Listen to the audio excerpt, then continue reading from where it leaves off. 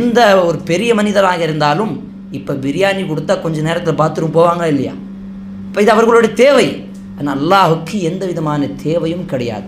சினத்துன் ஒலானம், சிறிய தூக்கமோ பெரிய தூக்கமோ, ஒரு சோர்ந்து போகக்கூடிய பழக்கமோ அல்லது தூங்கக்கூடிய பழக்கமோ எதுவும் கிடையாது. அதுதான் அல்லாஹ். இந்த தன்மை யாரிடமிருந்து இருக்கிறதா அவன் தான் அல்லாஹ். அல்லாஹுஸ் ஸமத் லம் யலித் வலம் யூலத். அவன் யாராலையும் பெறவும் இல்லை, அவன் எவராலையும் பெறப்படவும் இல்லை. அவனுக்கு அத்தா, அம்மா, பிள்ளை, மக்கள், மனைவி, குழந்தைகள் யாரும் கிடையாது.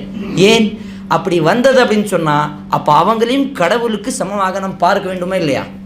பிள்ளைங்க அப்படின்னு சொன்னால் பிள்ளையுடைய அந்த அந்தஸ்து, அப்போ கடவுளுடைய பிள்ளை, அப்போ அவரும் கடவுள். இப்படி தான் இங்கே அதிகமான மக்கள் இந்து மதத்தில் வணங்கிட்டு இருக்காங்க. அவங்களுடைய பிள்ளைகள் அவங்களும் கடவுள், அவங்களுடைய அத்தா அவங்களும் கடவுள், அப்போ அவங்களுடைய தங்கச்சி அவங்களும் கடவுள். இந்த மாதிரி கடவுள்களுடைய எண்ணிக்கை அதிகமாகிட்டே இருக்கிறது. அப்போ அல்லாஹ் சொல்லி